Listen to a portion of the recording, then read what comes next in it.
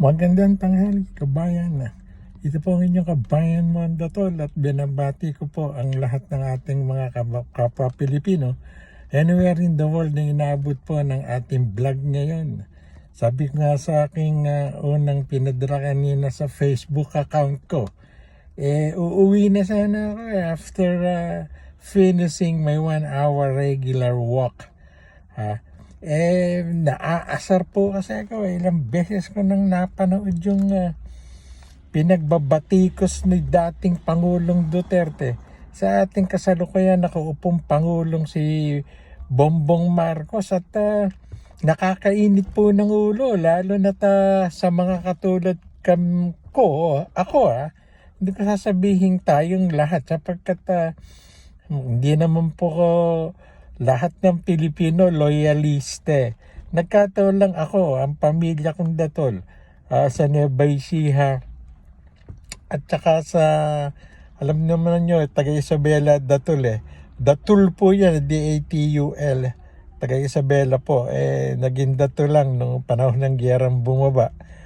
Sa Nueva Ecija ang tatay ko at mga kapatid niya Alam naman nyo, mga sundalo yung mga Datol nagpalit ng ginawang kasi wanted sila sa hapon daw nung araw. Yan ang bida ng tatay namin nung nabubuhay pa.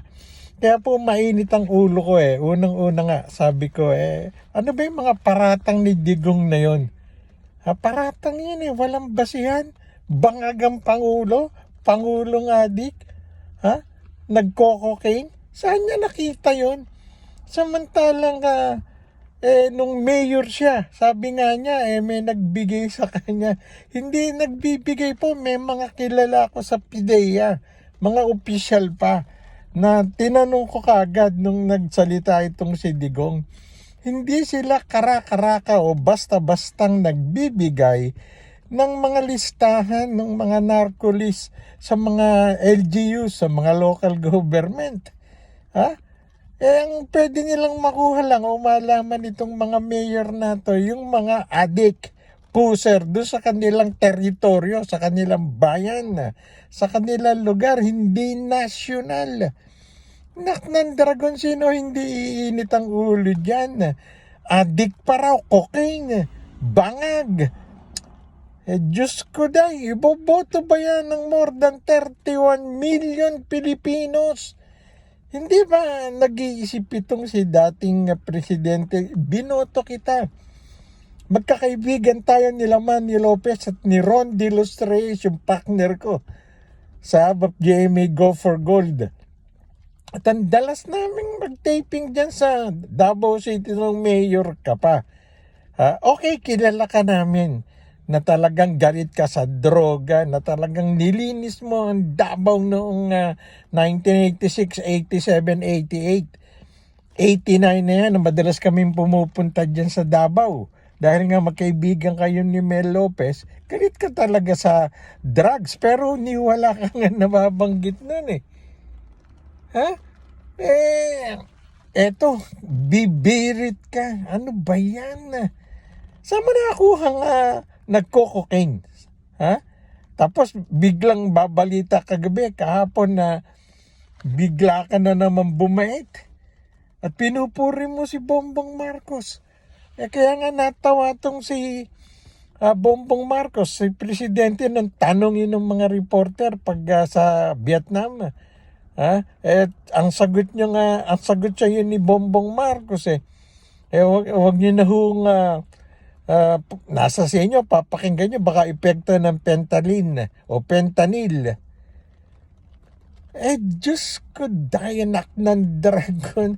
Bakit mo pa ba sinisiraan? Hindi ka naman makakatakbo ng presidente.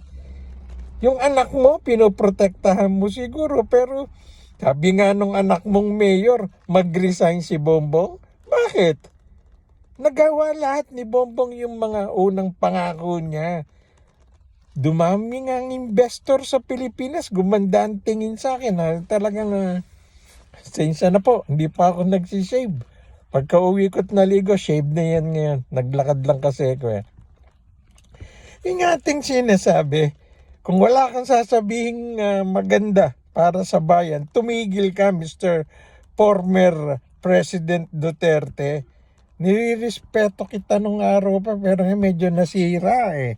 Nabawasan ng malaki. Simply because hindi naman na totoo yan. Fake news tong sinasabi mo eh. Fake news. Natatakot ka ba dahil ang ICC nakapag-imbestiga na? Hindi pinayagan ni Bongbong pumasok dito yan. They came here as tourists. Nag-imbestiga, sige, okay. Tumutulong ba yung kapulisan? Tumutulong ba yung mga army? Tumutulong ba yung mga agency sa pag-iimbestiga ng mga yan? Anak ng dragon. Bakit pinag-resign ni Baste? Mayor Baste? Baste, hindi tayo magkakaaway, magkakaibigan nga kami ng tatay Duterte natin nung araw eh. Bakit ganun? Tapos magsosorry ka kay Idol Amy Marcos for what you were saying sa microphone na resign? Marcos? Bongbong? Hindi pa kayo nahiya dyan? Pinuntahan kayo ni Senator Amy Marcos. Pero anong ginanti nyo kay Marcos? Hindi nyo sinabi na sisiraan nyo yung kapatid niya. Nakalimutan nyo, blood is thicker than water. Kapatid ni Amy yan. Kahit papano.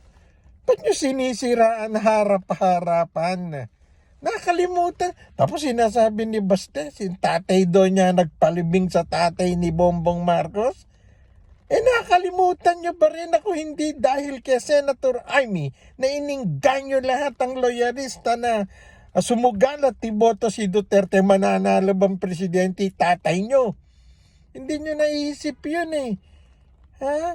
Huwag ganun. Kung ang gusto nyo yung utang na loob, tumingin din kayo ng utang na loob.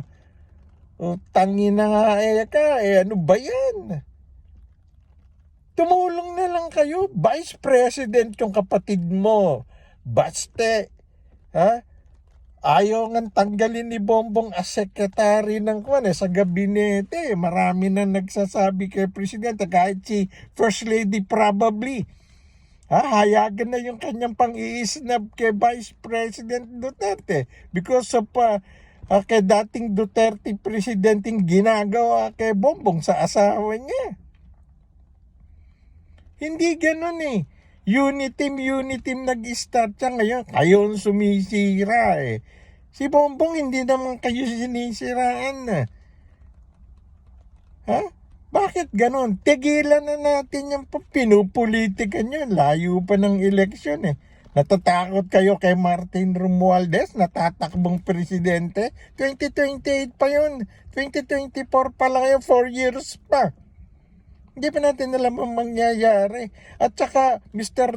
Former President Duterte, hindi ka na presidente, hindi ka pakikinggan ng PNP o Army o kahit sinong naka-uniforming government official. Hindi ka na presidente. At ang gusto mong ihiwalay ang Mindanao, di humiwalay kayo. Kung yan ang gusto nyo, pero tao pa rin ang masusunod dyan. Kung yung mga taga Mindanao nga, ni-reject yung tawag mong Mindanao secession eh. Ba't mo ihihiwalay ang Mindanao? Ginawa mo sana yan nung ikaw ay presidente. Tagal mo nagpresidente, 6 years eh. Tapos ngayon yung hindi mo nagawa, isisisi mo kay Presidente Bongbong. May magdadalawang taon pa lang si Presidente Bongbong, ang dami na nagawa. Just remember, 6 trillion ang iniwan mong utang, Mr. Duterte, kay Bongbong Marcos administration. Buti nga sinusuportahan ka pa ni Senator Amy Marcos eh. Sinusuportahan ka, ayaw ni Amy na masira yung pinagsamahan ng Duterte Marcos. Pero na ginawa nyo? Sinamahan ni Amy yung si Sara dyan sa prayer rally nyo noong linggo upang siraan yung kapatid niya harap-harapan. Sabihin mo, adik? Anak ng dragon, sabihin mo ng under desire si Bongbong ni First Lady, pero yung sabihin mong adik, bangag na presidente, walang maniniwala sa'yo, Mr. President Duterte. Tigilan mo na yan, please. Ituloy niyo yung pagkakaisa. Ayaw mong tumigil, hindi ka naman binibigay ni Bongbong sa ICC eh. O pati si De La Rosa, si Bato, si Senator. Ha? Ayaw din ang sinabi mo, hiwalay ang Mindanao. Alam papayag doon. O baka ikaw gusto mo lang Mr. Duterteng takasan. Hindi ka naman anuhin sa Pilipinas ng ICC hanggat presidente si Bongbong eh. Hindi kayo bibigyan nun, hindi kayo lalaglag nun. Ikaw lang ang magaling maglaglag eh, kung ano-ano yung pinagsasasabi mo. Well, tayo po hindi nagagalit dito. Sumama lang ang loob ko sapagkat nirirespeto ko si Duterte. Naging kaibigan namin nila former Manila Mayor Mel Lopez. Sumalangit nawa po si Mel Lopez kasi sobra pa sa tatay ko yan nung araw. Malaking tulong sa akin yan. Si Manny Lopez at saka ni Pacner Rondelos Reyes na ngayon nanonood dito. Alam ko yung sinasabi ko. Sapagkat kami magkakasama niya, madalas kami sa Davao. Sana naman po tigilan niyo paninira. Kung wala kayong masasabi maganda, shout up. Ika nga. Sa bagay, hindi naman pwedeng pigilin yung bibig mo eh. Anyways, okay, maraming salamat po mga kababayan. Sensya na kayo, nagalit yata si Lolo Ramon. Maring sendang Tito Ray o paring Rayport. Happy 50th wedding anniversary pala kay paring Rick Fortaleza at sa kanyang may bahay. Alam niyo yung Fortaleza Brothers, kamukha na yung sinulat ko sa Manila Times noong 1987, they bats their way to college. Nagtapos kolehiyo yung magkakapatid na boxer na yan. Okay? Nanay Luring, 98 years old na yata yung aking isang nanay. Magandang umaga po muli at happy birthday advance sa aking ditching baby, Datolay. February 6 sa Hainebay Siha.